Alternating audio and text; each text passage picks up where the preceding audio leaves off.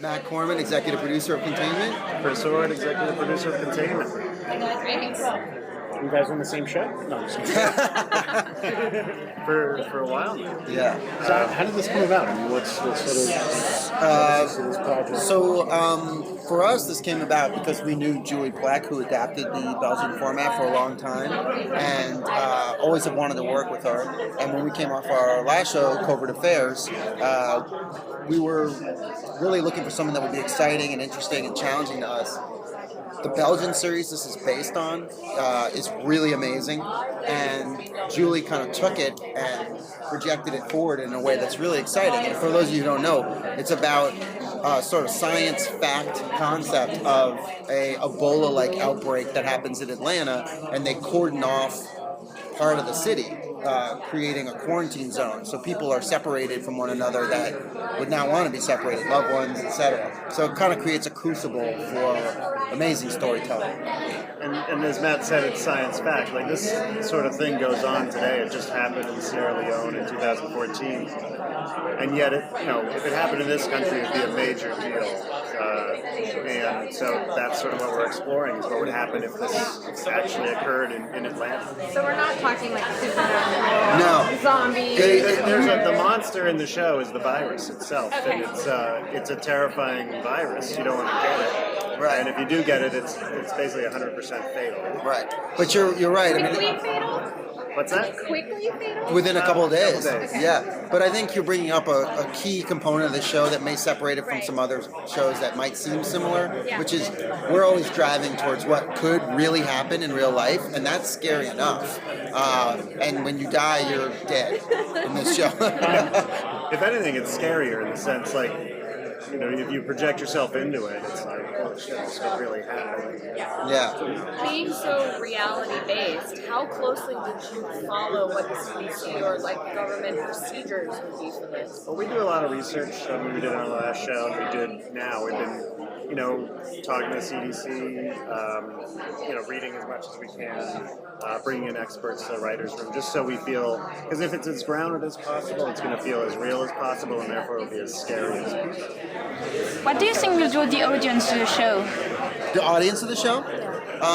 Well, I think what's interesting is I think we're going to expand the CW audience as one might understand it now. Our cast is terrific. They're very diverse and very captivating. And they are going to draw in hopefully new viewers as well as capitalize on the existing viewers in the CW. But this is a pretty sophisticated show, pretty dark show, and it's pushing the envelope in an exciting way, I think, for this network.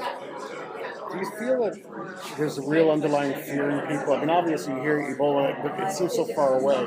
But there have been all these shows like Last Ship and Helix, and, Right. and I'm not talking about the sci-fi element, just the fact of the notion of It's very real, and I think, if it caught us by surprise, a situation like this could very well happen. And I think that's what makes it so visceral to watch and to go through. It's really a fascinating subject. I think people are concerned about getting sick, and I think it's not an unfounded, unwarranted, and ungrounded concept. People are, we're living in the Purell generation. People are really attempting to avoid just not only the flu, but these other things that are out there. And the scary thing is the more experts we talk to, the more scared I've become, because it seems that this is a much more likely scenario than I would have thought. When you cast everyone from episodic guest stars to extras, do you have to teach them all how to play the symptoms so it's...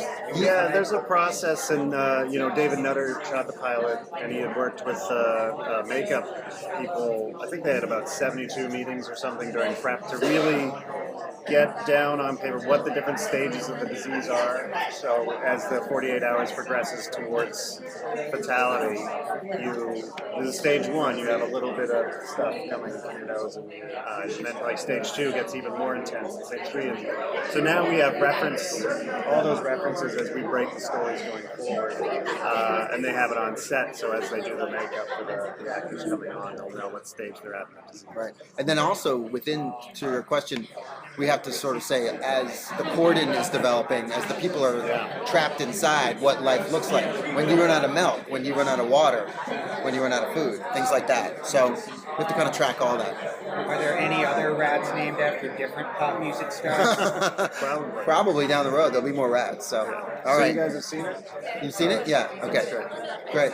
Well, if you guys get a chance, come tonight. We're doing another screening at 6:15. So is the dramatic thrust though just these people living within this contained area? Inside Is- and out. Okay. You know, I think what makes it a Julie's show and what we really respond to and what the way we like to write is there's very human stories being told here. I think what we love about it, it's not just death, death, death. It's people actually struggling to live. It's the humanity of people in a situation like this doing the right thing, helping when they should actually be saving themselves, being selfless enough to help somebody else. All those human stories that play out in this condition are the most fascinating, really. Can you talk about a little bit of the relationships? Who are we meeting? These characters are Sure. So there's some really interesting storylines. There's a cop who's separated on the outside, and he's in a unique position. That's Lex, played by David Jesse. So, and his girlfriend is inside, so that creates a real strain on them. Meanwhile, one of his best buddies is a cop who's trapped inside. You have a doctor inside, one single doctor who's in a unique position to try and figure this out from the inside. So I think what is really interesting is we tried to kind of maximize these relationships and put strains on them. And the relationships that develop when they normally wouldn't. There's a relationship between Chris Ward and Kristen Gutowski, who she's a school teacher.